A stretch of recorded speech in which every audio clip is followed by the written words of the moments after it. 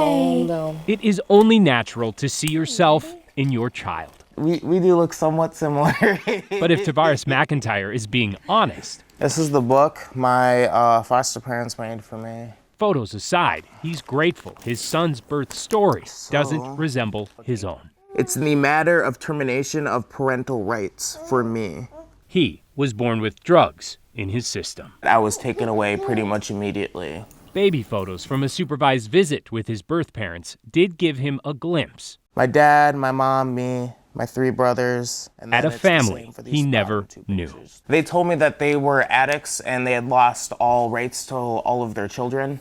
And with little else to go on, he embraced the family he did know and largely hid his past. Growing up, being adopted, especially by a white family, experiencing, like bullying and discrimination and stuff, this wasn't really something that I really wanted to show people. Even when we started dating, he was very protective of the album. Tatiana McIntyre says the birth of their son changed his outlook, and Minnesota's new birth records law changed everything else. Just kind of decided to go for it, submitted the application, and decided to do some research.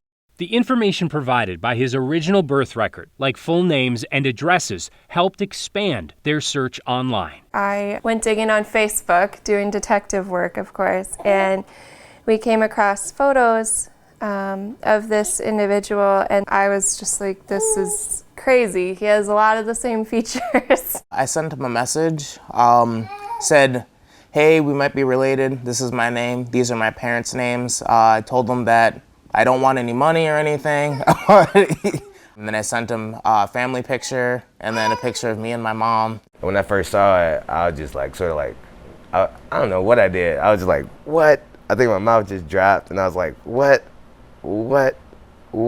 Kashmir Hagborn took one look at those photos and immediately realized they are much more than relatives.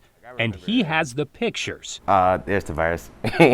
to prove it. I remember being young and seeing this photo in particular of Tavares. So I knew he existed. I just didn't know where he was at, along with all my other brothers. And Cash himself was out of the picture before these photos were taken. I always assumed like this is my family.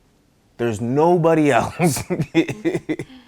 And then it's like, oh my gosh, I have an older brother that I didn't even know was out there.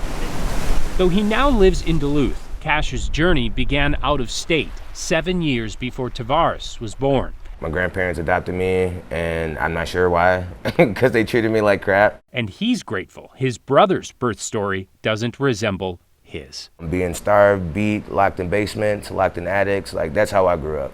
And so I don't know if you want to call that family. Cash eventually called authorities on his grandparents. From there, I essentially placed myself in foster care. Though he was never adopted, foster parents and friends did help him find himself. My name is Kashmir Hagborn. People call me Cash. I'm 18. I'm from Minnesota, Brooklyn Park. You know what I'm saying? I'm attending the University of Minnesota Duluth. Go Bulldogs. Cash now works at Duluth's Family Freedom Center. This is our music studio. Helping young people find their own path. One, it feels great to give back. I guess it fills my heart. And a reunion with his youngest brother this summer made that journey even more profound. I felt happy for him because he didn't have to grow up the way I did. No, I could be his cheerleader and cheer him on. Make sure he's doing great. Make sure my nephew doing great. The little piece of my heart came back. And it's not going anywhere. Say hi, buddy.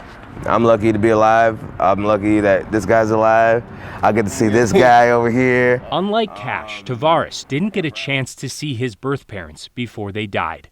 But thanks to Cash, he sees them in a new light. Being older and more mature, it's allowed me to look at things a different way.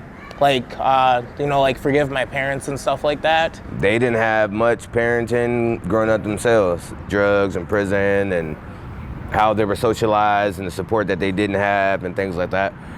They didn't have a fighting chance. Without this book, I don't know if I ever would have found you. This one. Tavares and Cash are still making sense of their shared story. Damn, you just found out I existed when we met. Yeah, I told you this. Multiple times. And this time, they're happy to share it.